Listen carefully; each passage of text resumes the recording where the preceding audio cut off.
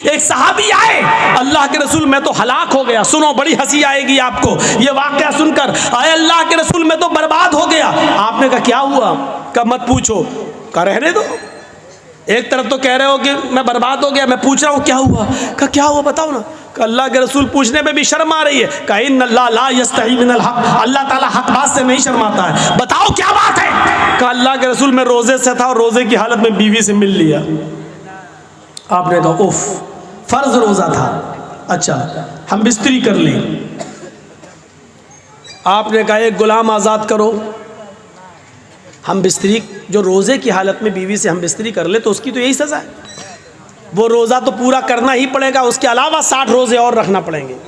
पहले एक गुलाम आज़ाद करो। कहा अल्लाह के रसूल मुझे तो खुद गुलामी करते करते पूरी ज़िंदगी हो गई दूसरे की, मैं क्या गुलाम आज़ाद कर पाऊँगा, मेरे पास तो ये ऑप्शन ही नहीं है। आपने कहा 3 ऑप्शन है। पहला ऑप्शन गुलाम आज़ाद करो। कहने लगा नहीं कर पाएंगे, मेरे पास ताकत नहीं है। आपने कहा 60 रोज़े रखो मुसलसल पे दर पे कंटिन्यू। कहने लगा अल्लाह के रसूल 60 रोज़े, 60 कहाँ? का एक रोज़ा में तो ये हालत है कि बीवी से मिल लिया, सब्र नहीं हुआ। आप कह रहे हैं 60 रोज़े रखो, मेरा क्या हाल होगा? मैं तो नहीं रख पाऊंगा, ये भी ताकत नहीं है मेरे अंदर। और कमज़ोर आदमी रमज़ान के रोज़े तो बड़ी मुश्किल से रख पाता हूँ, इसके अलावा 60 रोज़े और मैं कैसे रख पाऊँगा? आपने कहा फिर तीसरा एक और ऑप्शन है तुम्हारे लिए। का क्या?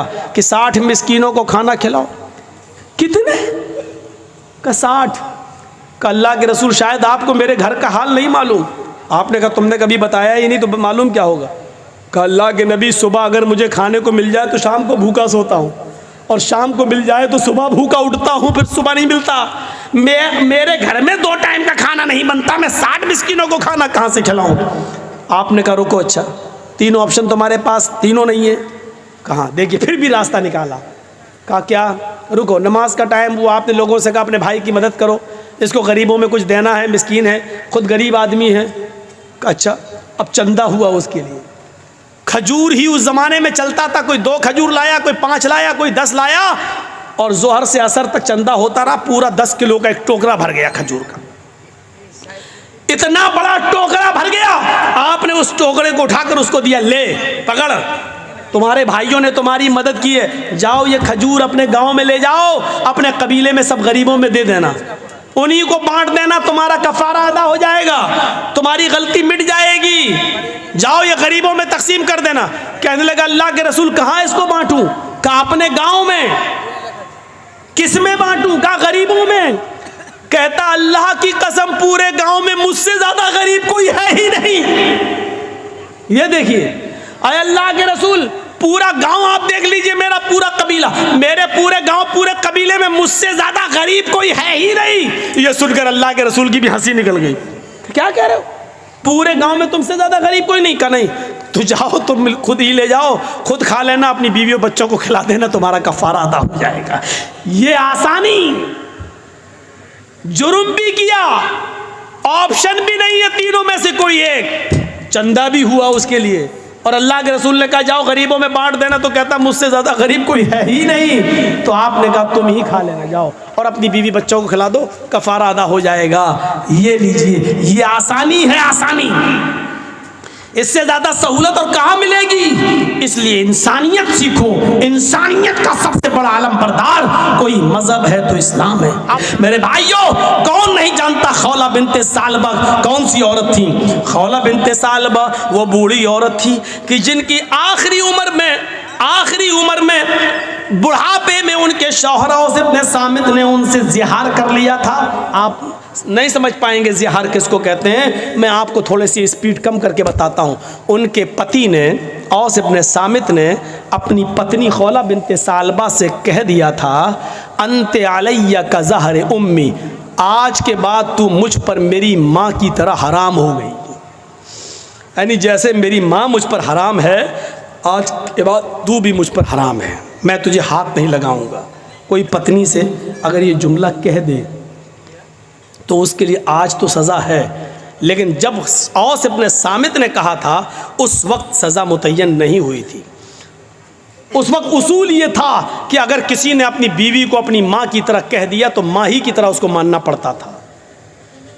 अब उससे मिल नहीं सकता था। जैसे माँ की खिदमत करते थे वैसी उसकी खिदमत करना पड़ेगी, उसके पैर दबाओ, माँ कह दिया तो वो माँ की तरह उसकी सेवा करो, ये कानून था पहले। तो खौला बिन्त सालबा ने कहा औस इब्न सामित से, ये तुमने क्या किया, मुझे माँ की तरह हराम कर लिया, अब मेरे बच्चों का क्या होगा।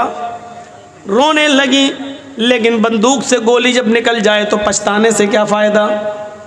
अब तीर से कमान निकल चुका है, कमान से तीर निकल चुका है, अब पछताने से क्या फ़ायदा। लेकिन औस इब्न सामित ने कहा जाओ अरे खौला, अल्लाह के रसूल के पास जाओ, शायद तुम्हारे लिए कोई रास्ता निकल जाए। खौला अल्लाह के नबी के घर में आती है, सुनिए जरा गौर से सुनिए, खौला अल्लाह के रसूल के दरवाजे को दस्तक देती है। मस्जिद नबी से लगा हुआ हुजरा अल्लाह के नबी का, अल्लाह के नबी ने दरवाजा खोला, सामने खौला खड़ी है, अंदर आओ। अंदर ले गए, क्या हुआ पूरी बात बताई। अरे अल्लाह के नबी हमारे लिए रास्ता निकालिए, मेरे शौहर ने मुझे अपने ऊपर अपनी माँ की तरह हराम कर लिया। अल्लाह के नबी ने कहा अरे खौला जाओ तुम यहाँ से, मेरा दिमाग क्यों ख़राब कर रही हो, तुम्हारे लिए मेरे पास कोई रास्ता नहीं है। अरे खौला जाओ, अब तो तुम उनके लिए उनकी माँ की तरह हो चुकी हो, अब तो हमारे पास भी कोई रास्ता नहीं है। वो जिद करने लगी, तलाक नहीं दिए मैं कैसे उनको छोड़ूं, सिर्फ माँ ही तो कह दिया तो कोई रास्ता तो निकालिए। अल्लाह के नबी ने फरमाया कि मेरे पास तुम्हारे लिए कोई रास्ता नहीं है। हदीस के अल्फाज तो ये हैं कि अल्लाह के नबी ने उनको उठाया और फरमाया खौला तुम क्यों हमसे जिद कर रही हो, जब मैं तुम्हारे लिए कोई कानून नहीं बदल सकता फिर मुझसे जिद करना बेकार है। चलो ये दरवाज़ा खुला है, मैं खोल देता हूँ, तुम जाओ, आज के बाद तुम अपनी माँ अपने शौहर के लिए माही की तरह हराम हो चुकी हो। अल्लाह के रसूल ने खौला बिन्त सालबा के लिए दरवाज़ा बंद कर दिया, जाओ, नहीं नहीं कोई रास्ता नहीं है, और उनको बाहर करके दरवाज़ा बंद कर दिया। खौला बाहर निकली, लेकिन सामने मस्जिद नबवी की चौखट देखती है, घुसती है और मस्जिद नबवी के दरवाजे पर पैर रखती हैं तो अल्लाह के रसूल का दरवाज़ा देखती हैं, नबी की चौखट देखती हैं, एक तरफ मस्जिद को देखती हैं, एक तरफ नबी की चौखट को देखती हैं, चेहरे पे मुस्कुराहट आती है खौला बिन्त सालबा के, और क्या कहती है, आए मोहम्मद सल्लल्लाहु अलैहि वसल्लम, कहो जोर से सल्लल्लाहु अलैहि वसल्लम, आए मोहम्मद सल्लल्लाहु अलैहि वसल्लम, आपकी चौखट बंद हो गई तो क्या हुआ, आपका दरवाज़ा बंद हो गया तो क्या हुआ, रब का दरवाज़ा तो खुला है, रब की चौखट तो खुली है। मस्जिद के अंदर जाती है, कुएं से पानी खींचती है, वुज़ू बनाती है और उसी मस्जिद नबवी में 2 रकात नमाज पढ़ती है, और 2 रकात नमाज पढ़ने के बाद उस औरत ने खौला बिन्त सालबा ने अपने हाथ बुलंद कर लिए और कहा अल्लाह, नबी का दरवाज़ा बंद है लेकिन तेरा दरवाज़ा तो बंद नहीं है।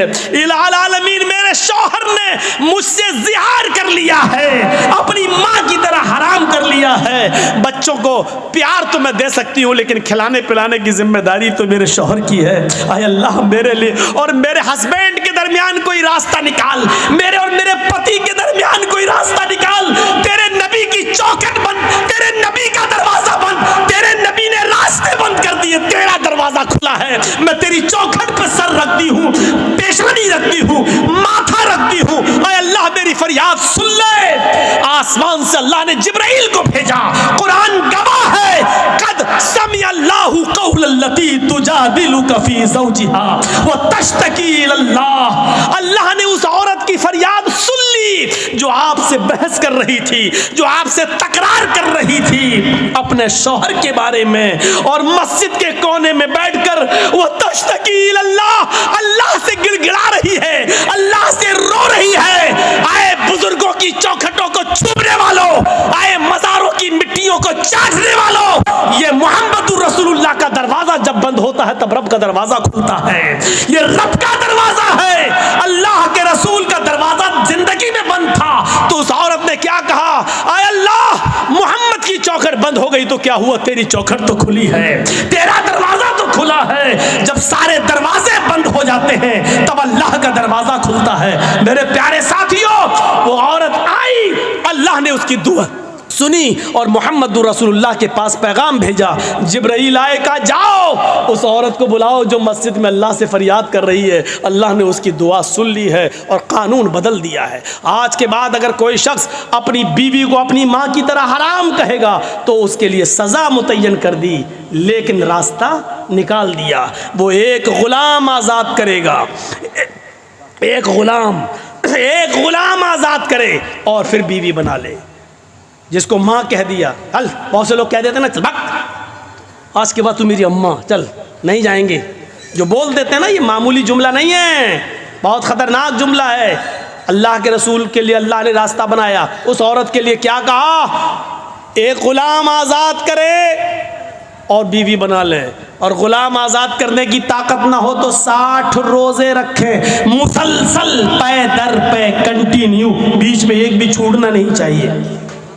बुखार आ जाए, बीमारी हो जाए या कोई मजबूरी हो तो अलग बात है, लेकिन बिना किसी बीमारी के और बिना किसी मजबूरी के एक भी रोज़ा अगर बीच में छोड़ दिया तो सब बेकार। मसलन 60 रोज़े रखना, 55 रख लिए, चलो 1-2 दिन आराम कर लेते, 5 ही तो रह गए बाद में पूरे। जहाँ एक छोड़ा 55 बेकार, फिर एक से रखो। शहरैन मुतताबिऐन, कंटिन्यू, लगातार आपको रोज़े रखना है 2 महीने तक, 60 रोज़े मुसलसल।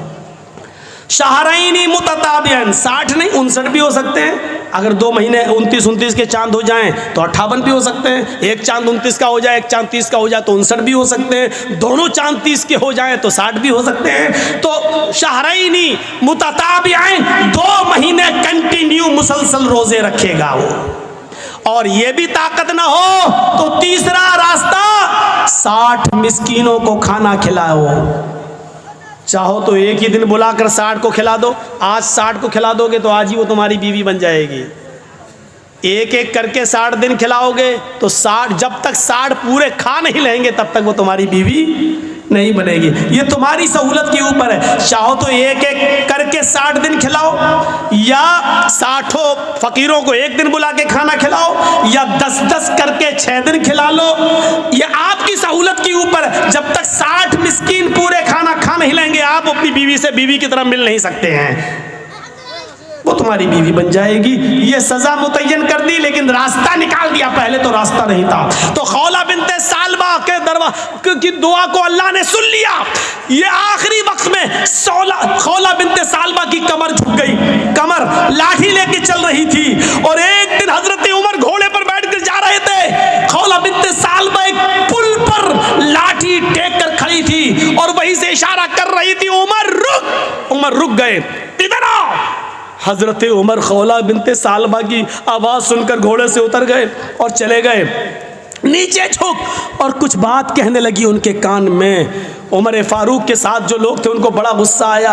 एक मामूली सी बुढ़िया उमर फारूक को धमकी देती है, उनका घोड़ा रोकती है, उनको घोड़े से नीचे उतारती है और कहती है कान इधर कर। कान में कुछ बोलती है। फरमाया अमीरुल मोमिनीन, एक मामूली औरत आपको घोड़े से उतारती है और आप उतर जाते हैं। एक मामूली औरत आपको इशारा करके बुलाती है और आप चले जाते हैं। एक मामूली बुढ़िया आपको कहती कान नीचे कर और वो आपके कान में कुछ बोलती है, आप सुन लेते हैं।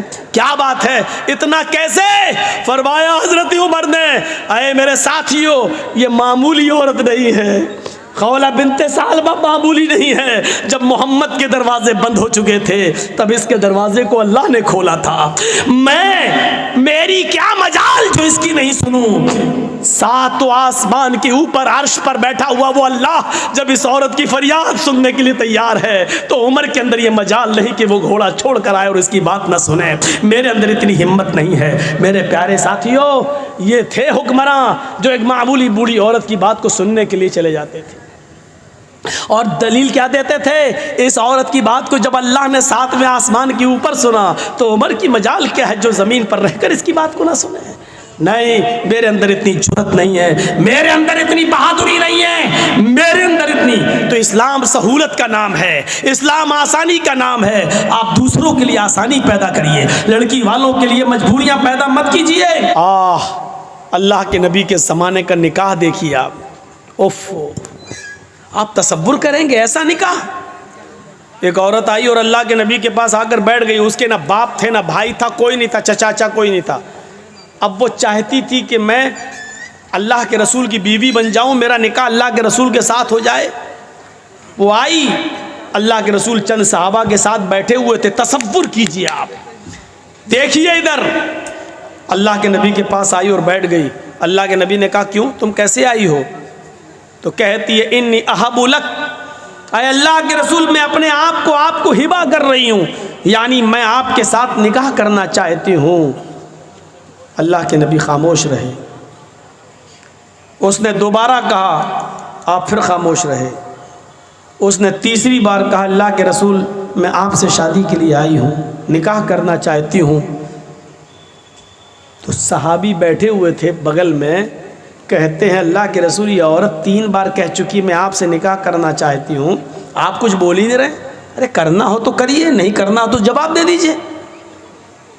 आपने कहा कि नहीं नहीं नहीं, मैं तो नहीं कर सकता, मेरी काफ़ी है, अब मुझे ज़रूरत नहीं है किसी और बीवी की, अब मैं शादी नहीं कर सकता। तो झट से वो सहाबी जो बैठे थे कहने लगे, अल्लाह के रसूल आपको ज़रूरत नहीं है, लेकिन मुझे तो ज़रूरत है, अगर आप नहीं कर सकते तो मेरे साथ कर दीजिए। वहीं बैठे, उफ, तसव्वुर देखिए, पहले वो आपसे करना चाहती, आप नहीं नहीं मैं तो नहीं कर सकता, तो फिर मेरे साथ करा दीजिए। तो अल्लाह के रसूल ने उस औरत से पूछा, देखो मैं तो नहीं कर सकता, ये तुमसे करना चाहते हैं, तुम भी एक नज़र इनको देख लो, अगर ये पसंद हो तो तुम इनके साथ कर सकती हो, अगर तुम्हें ज़रूरत है। तो वो क्या कहती है, आई तो थी आपके लिए, लेकिन अगर आप नहीं कर रहे हैं तो कोई बात नहीं, ज़बरदस्ती थोड़ी होती है शादी, अगर आप नहीं कर रहे हैं तो कोई बात नहीं, मुझे तो घर बसाना है, इसके साथ ही मैं कर लूँगी, आप कर सकते हैं इसके साथ मेरा निकाह। अल्लाह के रसूल ने कहा ये औरत तैयार हो गई उसके साथ शादी करने के लिए, तो आपने उस औरत से नहीं पूछा तेरे बाप हैं कि नहीं, लड़के को क्या देंगे, कपड़ा कितना देंगे, सोना कितना मिलेगा, साड़ी कितनी मिलेगी, चादर कितनी मिलेगी? आपने ये सवाल लड़की से नहीं किया, औरत से नहीं किया। अक्लमंद लोगों सुनो, सुनो, अल्लाह के रसूल ने फौरन उस सहाबी की तरफ देखा और कहा सुनो, वो तैयार है तुमसे शादी करने के लिए, लेकिन तुम बताओ कि तुम अपनी बीवी को क्या दोगे, तुम्हारे पास मेहर देने को क्या है? सबसे पहला सवाल सहाबी से, वो तैयार है लेकिन निकाह बगैर मेहर के नहीं, पहले ये बताओ कि तुम अपनी बीवी को मेहर क्या दोगे? तो मेहर का नाम सुना तो फौरन कहने लगा मा इंदी शैउन, जब कुछ है ही नहीं तो दूंगा क्या? क्या ये तसव्वुर कर सकते हैं आप शादी का? उसके पास कुछ नहीं हो, शादी करना चाह रहे हैं, क्या हमारे पास है? हम लोग क्या कहते हैं, पहले अपने पैरों पे खड़े हो जाओ फिर शादी करेंगे, पहले घर तो बनवा लो, पहले कारोबार तो कर लो, पहले कोई बिजनेस तो कर लो, पहले नौकरी तो लग, बाद में शादी करेंगे, आ गई तो खिलाएंगे क्या? अल्लाह के रसूल ने उस सहाबी से पूछा कि तुम मेहर क्या दोगे? कहने लगे कुछ नहीं है मेरे पास। अल्लाह के नबी ने फरमाया जाओ अपने घर में तलाश करो, शायद कोई चीज़ मिल जाए मेहर देने के लिए। कहा हाँ ठीक है जा रहा हूँ। गया घर, अपनी माँ से, अपनी बहन से और जो घर में होते उनसे पूछा कि कुछ है, सब ने जवाब दिया कुछ नहीं है। कहा क्यों?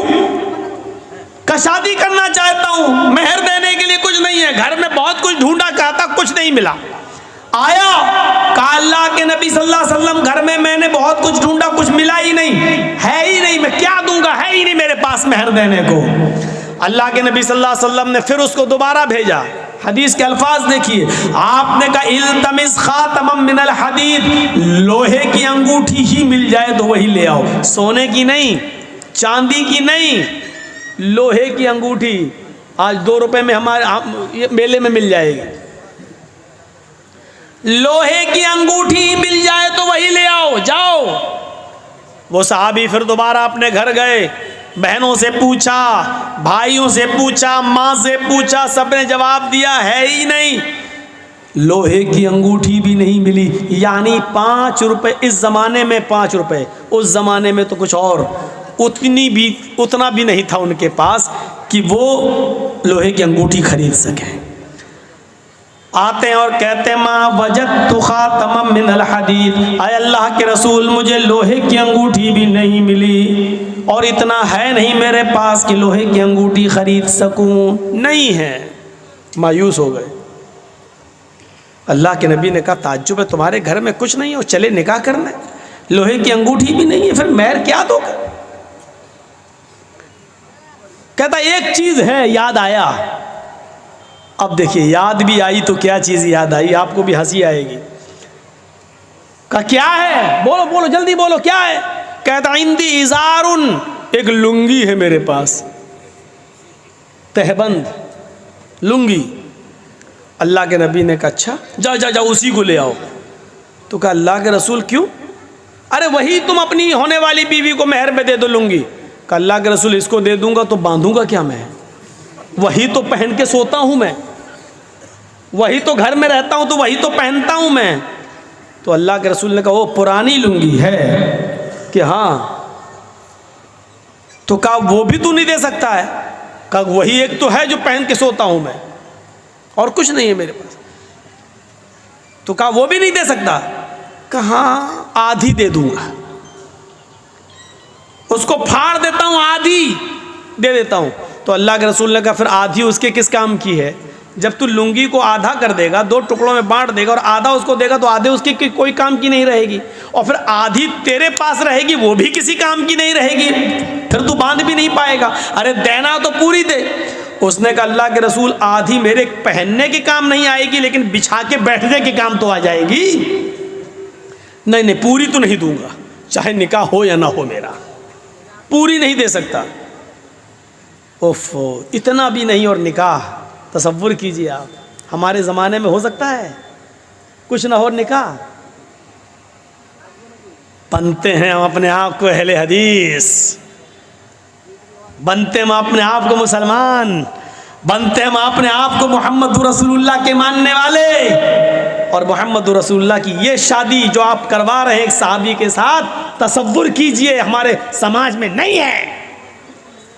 कहा अल्लाह के रसूल एक लुंगी है आधी दे सकता हूं। आपने कहा आधी ना तेरे काम की ना उसके काम की। बोला पूरी नहीं दे सकता। मायूस हो गया, बैठ गया, जाने लगा। आपने कहा कहाँ जा रहे हो? जा रहा हूँ खेती करूँगा, कुछ बाड़ी करूँगा, खेती बाड़ी करूँगा, जा रहा हूँ, हल चलाऊँगा, खेत जोतूँगा, काम करूँगा, मेहनत करूँगा, क्या करूँगा यहाँ? बड़े मुश्किल से सोचा था कि आई है परेशान, इससे शादी हो जाएगी, जब मेहर में अटक गया मैं तो। आपने कहा इधर आओ, अगर तेरे लिए मोहम्मदुर रसूलुल्लाह की शरीयत ने भी कोई रास्ता न निकाला तो कौन रास्ता निकालेगा? फिर तेरे लिए कौन सा मजहब रास्ता निकालेगा? फिर कौन सा दीन तेरे लिए रास्ता निकालेगा? क्या किसी के पास कुछ भी ना हो तो क्या उसको शादी करने का हक नहीं है? क्या उसको अपनी पाकीज़गी के साथ जिंदगी गुजारने का हक नहीं है? बैठो। बैठ गया। आपने कहा ये बताओ तुम्हें कुरान कितना याद है? और सुनो मुसलमानों, चादर नहीं है, लोहे की अंगूठी नहीं है, कपड़ा नहीं है, कुर्ता नहीं है, पैजामा नहीं है, पूरे घर का सरमाए में एक लुंगी है, वो भी पुरानी, और वो भी पूरी की पूरी देने के लिए तैयार नहीं है। सोना नहीं, चांदी नहीं, कपड़ा नहीं, दौलत नहीं, इन सब चीजों से वो दूर था। लेकिन जब अल्लाह के नबी ने उससे पूछा कि तुम्हें कुरान कितना याद है बताओ, तो झट से बोला आय अल्लाह के नबी कुरान में हमें सूरह मुल्क याद है, सूरह हश्र याद है, सूरह नबा याद है, सूरह हाक़ा याद है, सूरह जुमा याद है, सूरह मुनाफिकून याद है, सूरह क़यामा याद है। आपने कहा कि तुम्हें इतनी सूरतें मुँह ज़बानी याद है? फरमाया कहा फिर भी कह रहे हो कि मेरे पास कुछ नहीं है। तुम्हें ये सूरतें याद हैं? कहा क्या तुम ये सूरतें अपनी होने वाली बीवी को सिखा दोगे? क्या उसको भी याद करा दोगे? कहा हाँ, इसमें क्या बड़ी बात है, जो हमें याद है वो इसको भी याद करा दूंगा। आपने फौरन उस औरत से कहा आय अल्लाह की बंदी, तेरे होने वाले शौहर के पास माल नहीं है, सोना नहीं है, चांदी नहीं है, अंगूठी नहीं है, कपड़ा नहीं है, साड़ी नहीं है, जेवरात नहीं है तुझे देने के लिए, लेकिन हाँ उसके पास कुरान की सूरतें जो तुझे याद करा सकता है। क्या मैं इन्हीं कुरान की सूरतों को मेहर बना दूं और ये महर तू कबूल कर ले, यही सूरतें तेरी महर हो जाएं, यानी तेरा शौहर तुझे ये सूरतें याद करा दे, तेरा पति तुझे ये सूरतें याद करा दे और तू इसी को अपना महर मान ले। क्या ये मुमकिन है? क्या तू ऐसा कर सकती है? क्या महर में तू इन सूरतों को ले सकती है? चीख पड़ी, आय अल्लाह के नबी बस कीजिए, बस कीजिए। जिस औरत के निकाह में कुरान की सूरतें महर बन जाएं, जिस औरत की निकाह में कुरान की आयतें, कुरान की सूरतें महर बन जाएं, उससे ज्यादा बाबरकत निकाह किसका हो सकता है? उससे ज्यादा खैर बरकत वाला निकाह किसका हो सकता है? फिर अल्लाह के नबी सल्लल्लाहु अलैहि वसल्लम ने खड़े होकर निकाह पढ़ा दिया और उस औरत को खुद काजी बन गए। और उसके चूंकि बाप नहीं थे, माँ नहीं थी, चचा नहीं, भाई नहीं, कोई नहीं था, तो खुद अल्लाह के नबी सल्लल्लाहु अलैहि वसल्लम उसके वली और सरपरस्त बन गए। जिसका कोई ना हो तो काजी वली बन सकता है, निकाह पढ़ाने वाला वली बन सकता है। फिर अल्लाह के नबी सल्लल्लाहु अलैहि वसल्लम उसके वली बन गए, उसके सरपरस्त बन गए और आपने उस औरत का निकाह उसी जगह पर कर दिया है। न बारातियों का पता था, न हाथ में मेहंदी लगाई गई है, न हल्दी मली गई है, न ओवटना मला गया है, न लड़की वाले लड़के देखने आए हैं, न लड़के वाले लड़की देखने, न चोरों का पता, न डाकुओं का पता, न जहेज का पता। मेरे प्यारे साथी, उसी जगह शादी हुई है और उसी जगह से रुखसती हो गई है। ये सादा वाली शादी के चर्चे 1400 साल के बाद आज भी हो रहे हैं और कयामत तक इंशाअल्लाह होते रहेंगे। तुम्हारी शादियां इतनी महंगी कि शैतान भी पनाह मांगे। बताइए उसके चर्चे कितने दिन होते हैं? ज्यादा से ज्यादा 1 महीना, 2 महीना, 1 साल। फिर तलाक की नौबत आ जाती है तो ये होता है कितना खर्च किया था, देखो आखिर क्या हुआ है उस शादी का हाल। मेरे भाइयों, इतनी संजीदगी के साथ की गई शादी के चर्चे 1400 साल के बाद हो रहे हैं और कयामत की सूरत तक होते रहेंगे, क्योंकि हमेशा सादगी के चर्चे होते हैं, हमेशा सादगी मिसाल बनती है, हमेशा सिंपलिटी मिसाल आइडियल बनती है। मेरे भाइयों, शोहरत और रिया नमूद मेरे भाइयों आइडियल नहीं बनती है। निकाह आसान करो, निकाह आसान करो। ये आसान शादियां थी। दोस्तों, उम्मीद करता हूँ कि आप हजरात ने इस बयान को पूरा सुना होगा। बयान कैसा लगा कमेंट में ज़रूर बताना और अपने दोस्तों और रिश्तेदारों को शेयर ज़रूर करना। अल्लाह ताला हम सबको इस बयान पर अमल करने की तौफीक अता फरमाए। तो दोस्तों, फिर मिलते हैं अगली वीडियो में। जब तक अपना ख्याल रखिए, हमें दुआओं में याद रखिए। अस्सलामु अलैकुम वरहमतुल्लाहि वबरकातुहू।